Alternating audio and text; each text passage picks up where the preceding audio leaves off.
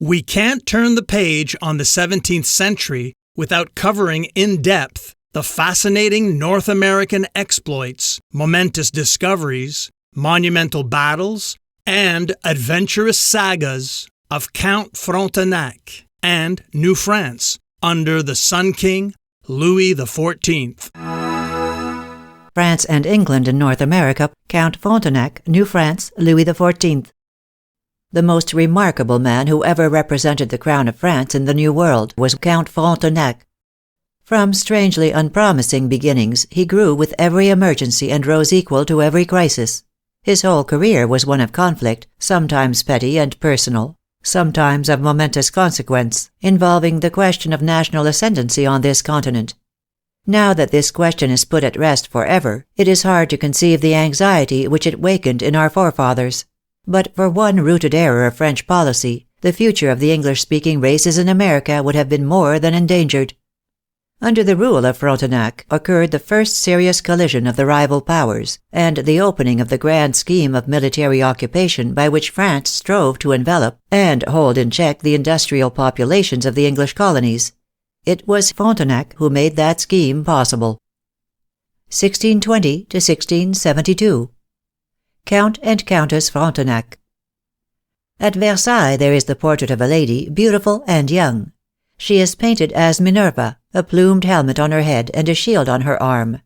In a corner of the canvas is written Anne de la Grange-Trianon, Countess de Frontenac. This blooming goddess was the wife of the future governor of Canada. Count Frontenac came of an ancient and noble race said to have been of Basque origin. His father held a high post in the household of Louis XIII, who became the child's godfather and gave him his own name. At the age of 15, the young Louis showed an uncontrollable passion for the life of a soldier. He was sent to the seat of war in Holland to serve under the Prince of Orange. At the age of 19, he was a volunteer at the siege of Hesdin. In the next year he was at Arras, where he distinguished himself during a sortie of the garrison. In the next he took part in the siege of Aire, and in the next in those of Cailloux and Perpignan. At the age of 23, he was made colonel of the regiment of Normandy, which he commanded in repeated battles and sieges of the Italian campaign. He was several times wounded, and in 1646 he had an arm broken at the siege of Orbitello. In the same year, when 26 years old, he was raised to the rank of Maréchal de Camp, equivalent to that of brigadier general. A year or two later, we find him at Paris, at the house of his father on the Quai des Célestins.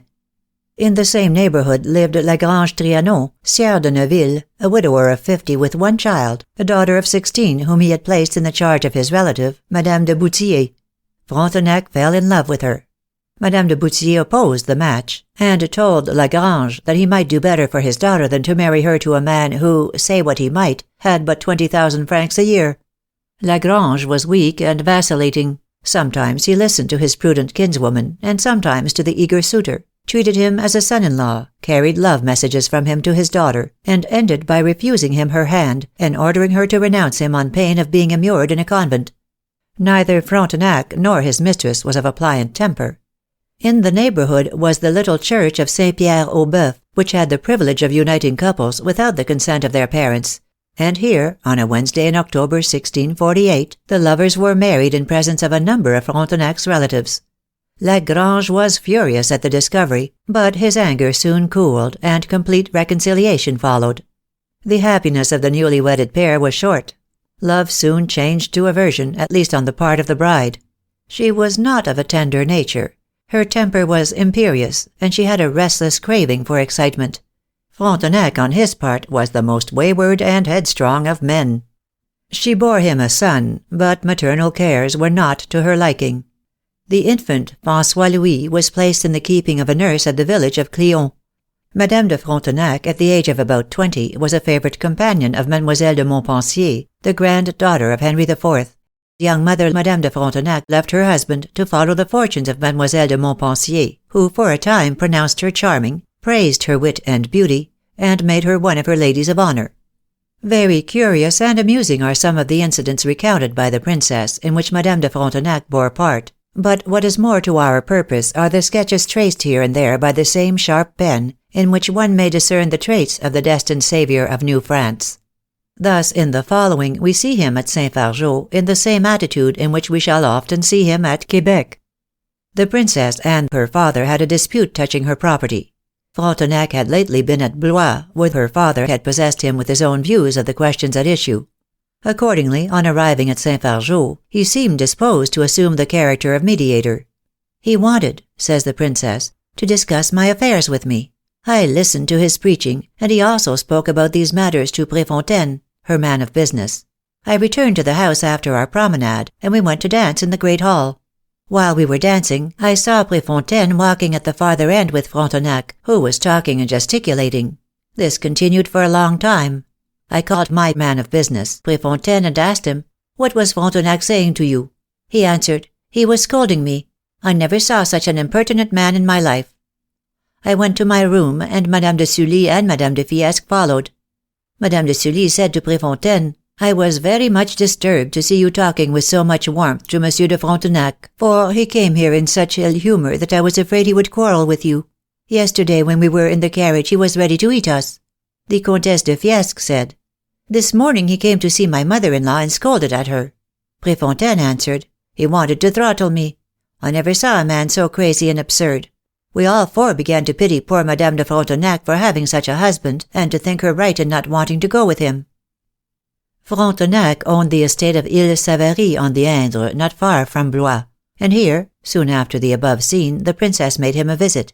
"It is a pretty enough place," she says, "for a man like him. The house is well furnished, and he gave me excellent entertainment. He showed me all the plans he had for improving it and making gardens, fountains, and ponds. It would need the riches of a superintendent of finance to execute his schemes, and how anybody else should venture to think of them I cannot comprehend.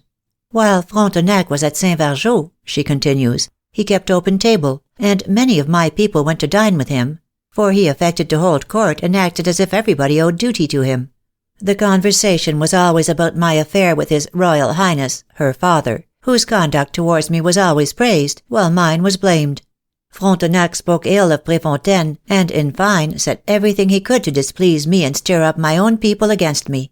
He praised everything that belonged to himself, and never came to sup or dine with me without speaking of some ragout or some new sweetmeat which had been served up on his table, ascribing it all to the excellence of the officers of his kitchen. The very meat that he ate, according to him, had a different taste on his board than on any other. As for his silver plate, it was always of good workmanship, and his dress was always of patterns invented by himself. When he had new clothes he paraded them like a child. One day he brought me some to look at and left them on my dressing table. We were then at Chambord. His Royal Highness came into the room, and must have thought it odd to see breeches and doublets in such a place. Préfontaine and I laughed about it a great deal. Frontenac took everybody who came to Saint-Fargeau to see his stables, and all who wished to gain his good graces were obliged to admire his horses, which were very indifferent. In short, this is his way in everything. Though not himself of the highest rank, his position at court was, from the courtier point of view, an enviable one. The princess' dislike of him became intense, and her fondness for his wife changed at last to aversion. She charges the countess with ingratitude. She discovered Madame de Frontenac had acted secretly in opposition to her interests and wishes. The imprudent lady of honor received permission to leave her service. It was a woeful scene. "She saw me get into my carriage," writes the princess, "and her distress was greater than ever. Her tears flowed abundantly. As for me, my fortitude was perfect, and I looked on with composure while she cried. If anything could disturb my tranquillity, it was the recollection of the time when she laughed while I was crying." The countess and her husband received an order never again to appear in her presence, but soon after, when the princess was with the king and queen at a comedy in the garden of the Louvre, Frontenac, who had previously arrived, immediately changed his position, and with his usual audacity took a post so conspicuous that she could not help seeing him. "I confess," she says, "I was so angry that I could find no pleasure in the play. But I said nothing to the king and queen, fearing that they would not take such a view of the matter as I wished." With the close of her relations with La Grande Mademoiselle, Madame de Frontenac is lost to sight for a while. I'm Mark Vinette, and thanks for joining me. It's always nice to have your company.